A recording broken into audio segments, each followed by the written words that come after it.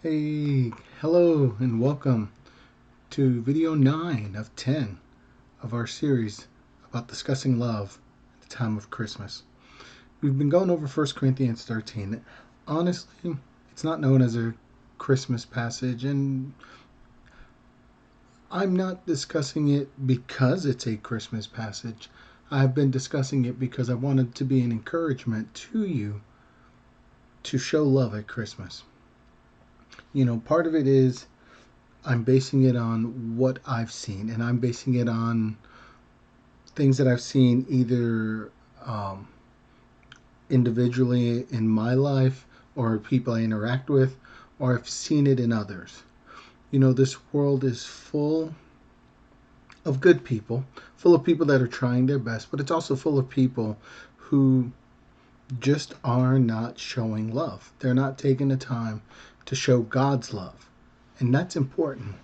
God commands us to be like Him. If we're going to claim the name of being a Christian, He commands us to be like Him.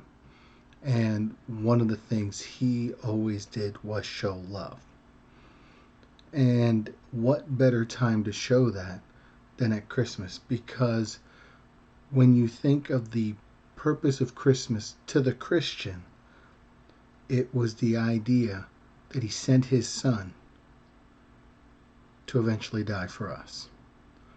So we've been going through 1 Corinthians 13, and we've got just honestly a couple verses left. And I'm hoping we got 2 videos left. We can do these 2 videos and discuss the last 2 verses, because I think they need that time. So right now we're going verse number 12 in 1 Corinthians 13, which says, "For now we see through a glass, darkly, but then face to face. Now I know in part, but then shall I know, even as also I am known." Now, my goal is to make this practical and to be transparent. I'm not doing word studies. I'm not doing deep theological research. I'm trying to make this practical. I'm not saying deep studies can't be practical, but my goal is to take, and in a short 10-minute span, give you some thoughts, give you something to, if I could describe it this way, if you picture a runner who's doing a long distance race and they hit that one spot where they just get some water really quick, a cup of water. You may have watched any of the long marathons that are very popular, the Boston Marathon or the New York City Marathon, where along the route there are water stations where people just get that quick gulp of a cup of water to just kind of help them keep trying to tread forward. That's what I'm trying to do. And so when I look at this, understand that this is written to a church that honestly is struggling with their idea of being a Christian. They're struggling with their behaviors and their attitudes, and what's being presented to them is an idea of how it is they need to look at their Christianity, how it is that they need to be acting, and honestly, where they're failing at. So when you see the idea where it says, "For now we see through a glass darkly," one of the commentaries I did look at and read discussed how it was the idea, the word glass there was very similar to a mirror. And even if you didn't want to use mirror, you can think about the idea of looking through a glass and it said darkly. Picture how I want to try to explain this is this time of year when you go out to your vehicle, depending on what part of the country you live in, depending on where in the world you live in, honestly, you may have trouble early in the morning looking out your window. If you're in a cold region, you may have frost on your window. If you're in a warmer region, perhaps when you start it up, you've got fog on your window, or you've got dew, or different things that make it harder to look out your window. So what do you have to do? You have to check very carefully and understand that maybe there might be issue with what you're looking at.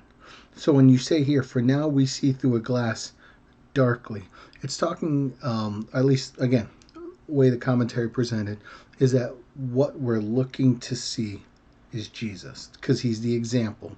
He's what we're supposed to be aiming to be like. And when you look through that mirror at that time, it says, for now, right at this moment that this letter is being written, and honestly, for you and I, as we stand here today, for now we see through a glass darkly, but then face to face. It's telling us at a point in the future, there'll be a time where we're able to see him face to face. But until that point, as we're existing right now, we're living with some limited capacities. In other words, I'm not seeing Jesus right in front of me.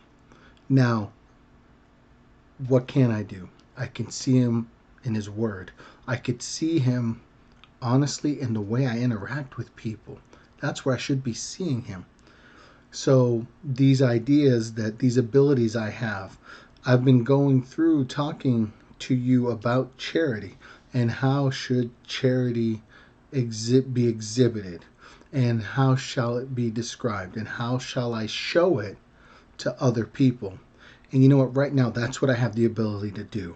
It's kind of re-emphasizing the importance that right now, as the writer of 1 Corinthians is telling us, hey, take what I've given you and use it. That's the examples that you have right now. This is what's important. This is how you need to be focusing and how you need to be acting. You know, when we talk about face to face, the believer, the Christian, knows one day he's going to see Jesus again. And we're supposed to look towards that. We're supposed to aim towards looking forward to that. The blessed hope, the Bible calls it. And so when we sit there and we exist as we currently exist, one day we'll have that perfect fellowship with Jesus. Because the next thing it says, you know, now I know in part, but then I shall know even as also I am known. Again, the Christian believes, the Christian knows, God knows you. He knows your heart. He knows the struggles you're dealing with. He knows the things that you do. He knows the purpose that you do them.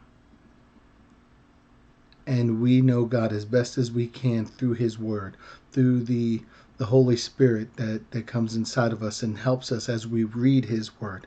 But you understand, as a Christian, as you read, you're learning something new all the time. As you experience the Christian life, you're experiencing something new every single day. So the Bible is telling you there'll come a point where we'll get to know God as he knows us. So what does that tell me? I need to do the things that I can in front of me if I really, truly want to know God. If I want to know that love, if I want to know that peace, if I want to know that joy, I need to take advantage of the times in front of me to show charity.